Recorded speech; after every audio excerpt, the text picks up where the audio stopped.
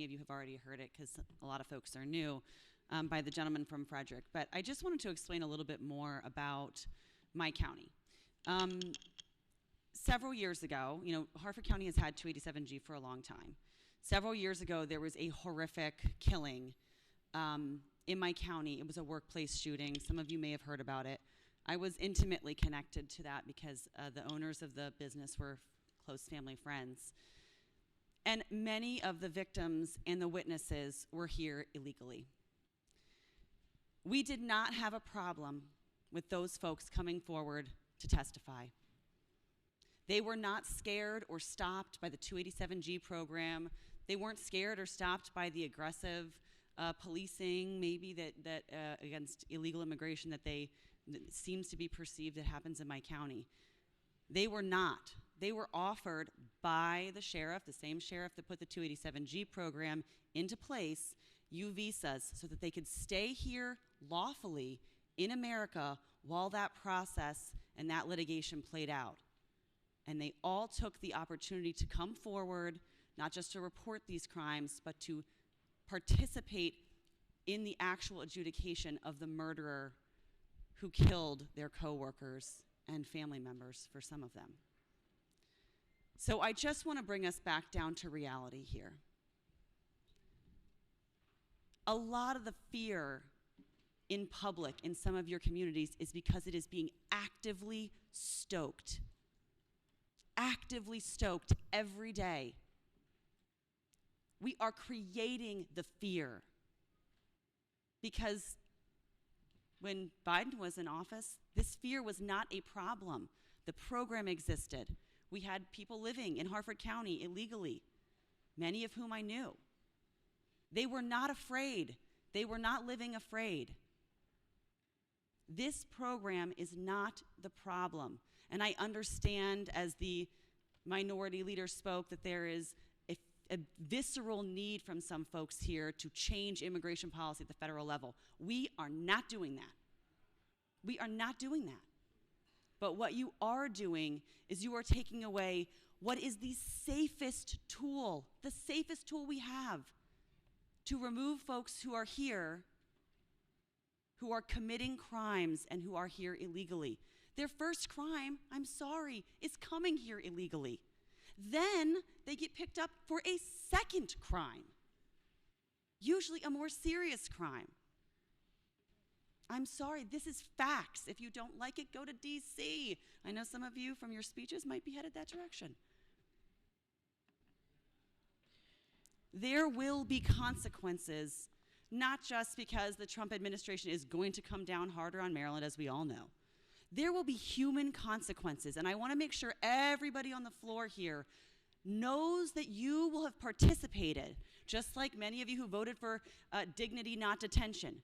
What you actually voted for, as I said when that bill passed, was to remove the option to house folks in the deportation process locally. So they go to Baltimore, where it's a lot more uncomfortable now because they have to hold a lot more folks. And then they get sent to Texas, far away from their families, far away from their lawyers. That was a terrible bill and a terrible policy. Appalling. But you guys, many of you voted for you. Not the new guys, I know it wasn't you. Delegate, let's stay with this bill, please. It's third reader debate, Madam Speaker. No, but you still have to stay with the reader, with the bill, please. Madam Speaker, with all due respect, my colleague from Charles County was allowed to go on a 40-minute tirade about Donald Trump on a bill about redistricting. I'm speaking about immigration policy He connected it, and many people that are here were not here when that bill came. So please, respectfully, let's just stay with the bill. Respectfully, I'm educating them, Madam Speaker, on the bill that had a huge impact on why we're here today. That is exactly what I'm doing. Let's stay with the facts of this bill, please. There's still a whole list of people that want to speak, or I'm going to take the call and then just let you explain the vote. I've been really flexible. Let's just stay with the bill, please. This has been the opposite of flex. You have called me out specifically for doing what you would have allowed the majority party to do repeatedly. You have called me out specifically more than once after many people have gone on wild tangents unrelated to the topic. We are not going to get into it. please stay with the bill, okay? You know what, Madam Because Speaker? what happens is if you do that, guess what? Someone else is going to get up and they're going to do the same.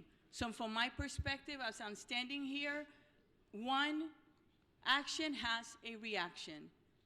You can go ahead and do it, but someone else is going to get up and do the same thing.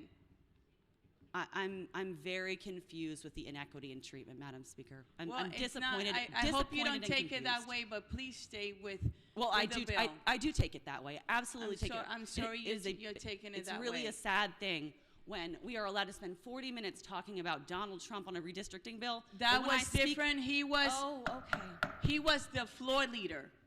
As the floor leader, Oh, okay. okay, he was the floor leader that Right. introduced the bill, and there was an amendment. So it's very different. Okay. And so he was the floor leader on that bill. Madam That is very Speaker. different. So to Are you going understand- to continue or not? Because I will go ahead and then Madam call on the Speaker. next person. Are you going to continue or not? yeah, I have one more Please. clarifying question. I just want to understand. No questions. Stick with the issue. I am not on the floor.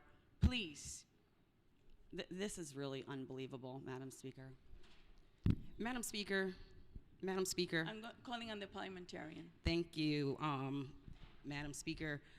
Colleague, I just want to remind the body that the Speaker determines all points of order. The Speaker determines us keeping our procedure moving, and that is very, very clear in our rules. The Speaker has asked simply that on third reader, while we can have long comments, which we've had a lot of lately, but they must stay on the topic of the bill. That's what she is pointing out. We shouldn't be having a back and forth argument with the Speaker.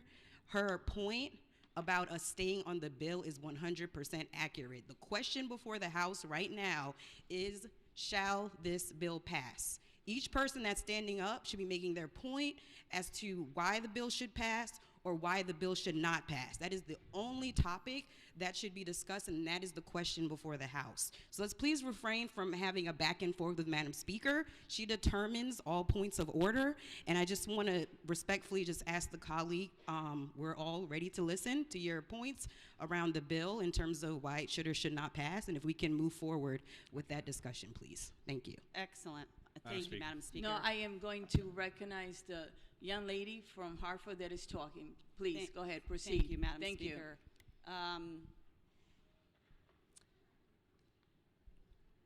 This chamber feels like it's being run like a third world dictatorship that is silencing the opinions of the minority. That's what it feels like, and I said what I said.